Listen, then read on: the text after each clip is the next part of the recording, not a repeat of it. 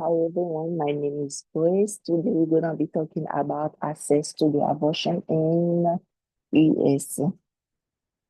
Based on our case study, we find out that the public health issue is the limited access to safe and legal abortion services in states like Mississippi and Louisiana. The policy principally affects women and from low-income community, Black community, immigrant, people with disability, trans men, autoimmune disease women, pregnant cancer patients, and so on and so on. It's with this policy, women find themselves in dangerous conditions since they're gonna rely on unsafe methods just to just to interrupt pregnancy.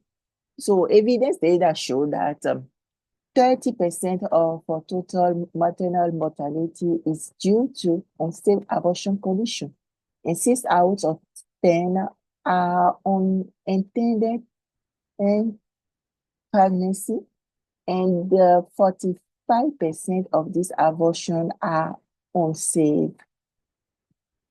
Also, in 2019, the rate of unintended pregnancy was 35.7%, and 35.7 out of 1,000 women, with 33% of was attributed with contraceptive failure. That is why the intervention we need an intervention in this public health issue. So factor contributing to the negative impact of public health issue, we have financial resources, the lack of financial resources to travel out of the state, the concerned state, the lack of scientific evidence that support that this actual policy affect maternal and child health, inadequate education on related related with the financial stability and the job opportunity, but also related to the knowledge about anti-contraceptive options or measures. Also, our problem statement then we consider like low-income women of reproductive age and marginal communities in states like Mississippi and Louisiana face a public health crisis due to the limited access to safe and legal abortion services, compounded with inadequate pre-conception education and insufficient and financial resources for travel or to states where such services are available. So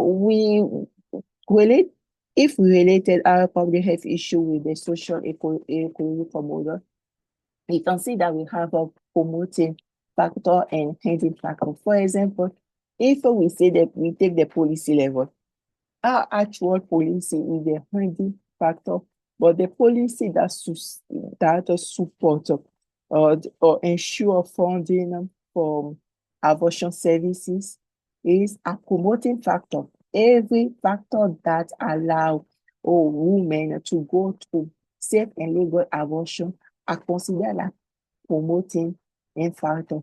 But anything seen like a barrier, I see like hindering factor, like having education about sexual, having education about existing of anti-contraceptive, sexual education. Those are promotive factors.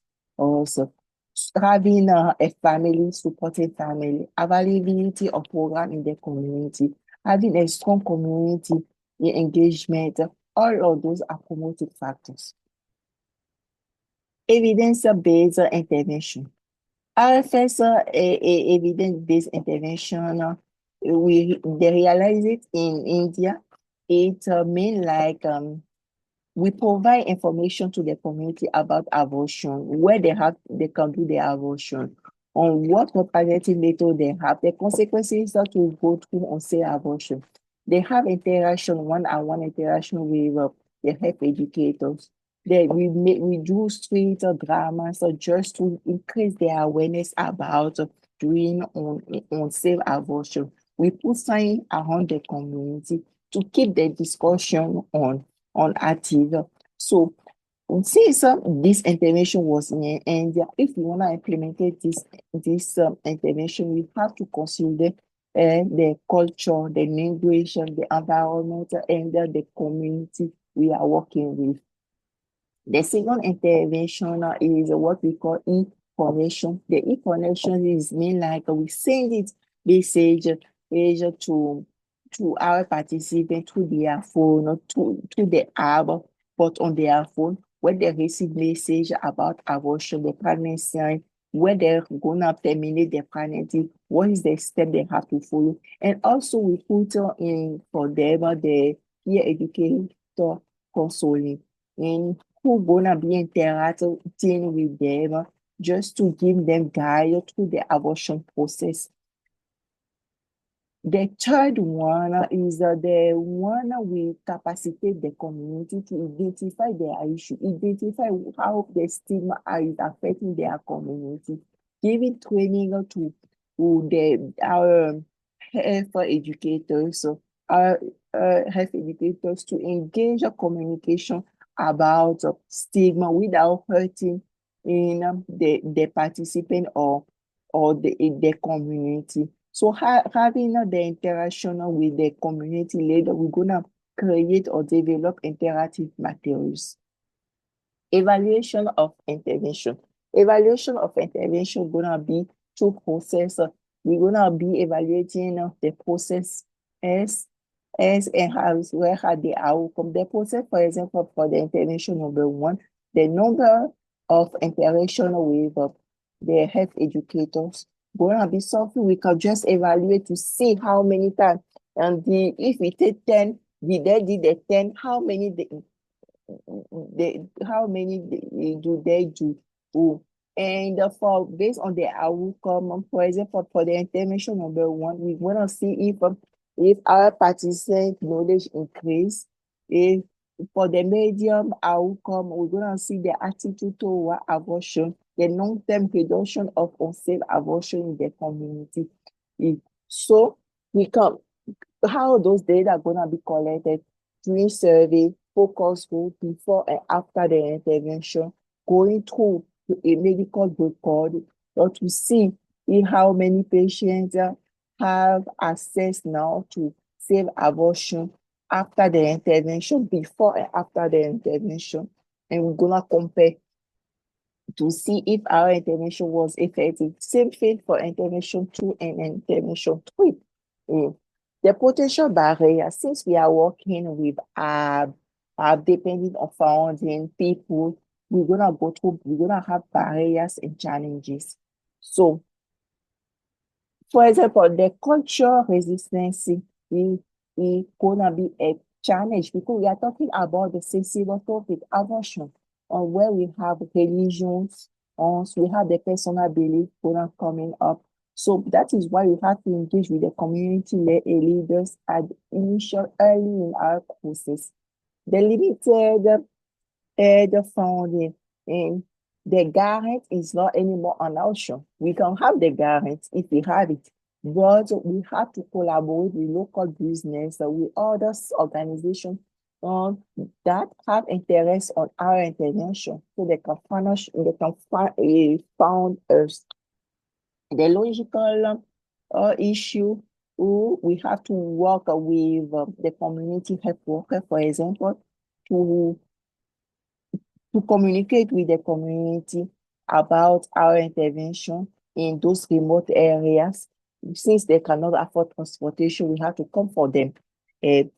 Data privacy, we have to go to training our staff as well as our participants. They have to understand, like participating to the intervention, we can have some data privacy concern. So they have to sign up for all of those. They have to understand and know what data they want to share with us.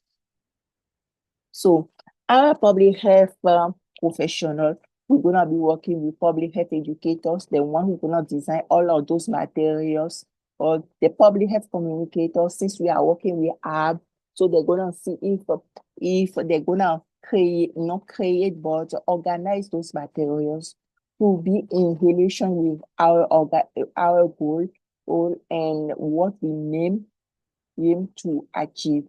Epidemiologists gonna be the one after we collect those data, the one gonna analyze those data with us. Community health worker gonna engage with community in the remote area, translating our interventions to those who with a low literacy. Public a program manager gonna oversee with the planning, implementing, evaluating the intervention with us. And the public health policy analysis are gonna use those data now and create the policy. So my role between all of those is the policy specialist. Is I willing to advocate for vulnerable population on to access to the reproductive services is at both state and federal level. Or so to do that, I have to now review and analyze the existing policy, specifically the actual policy. Where the policy do not include my vulnerable population? How is it affecting them? And gathering information to support those findings. Also, I have to meet with the one who is in favor of the policy and or the other one who is engaged to just have their point of view. So I can, based on all of those data, I create a supportive evidence-based policy recommendation on that is inclusive, not exclusive, has this actual policy. The others partner, the best partner I can have here is the epidemiologist. I'm gonna use their data, and at the end, I'm gonna be the one sharing their findings for them. Others organizational criteria can be the local no-profit organization, the academic institution, gonna be the one who can share the result of the research, the policy or the evaluation we went to go. The logical board of for the intervention is number one. And our initial proposal is to enhance access to safe and legal abortion services. To do that, we have to put something in on the table, like health educators, volunteers, local actors, public health communicators, educational materials, space, time, and founding. So when we have that, we can follow all of those activities like educational activity, one-on-one interaction, street drama. We can perform the street dramas. We can do the interactive quiz with them. And as well as we can put those educational or creative material in the community, share it with the community. But also we need the output. It means the quantity of people or activity we have to do to accomplish or to be like to have that fidelity with the initial intervention. So after we finish all of that, we can start looking for the outcome, and our outcome, our final outcome is to reduce the mortality in the maternal mortality rate due to the unsafe abortion, improve access to safe and legal abortion services. It's the same aim explanation for the low intervention 2 and intervention 3. If we have we have this input, this activity, this outcome, then we can have this outcome. So it's the same things for all those interventions. And this is our reference and since we use. And thank you so much. Thank you. See you. Bye.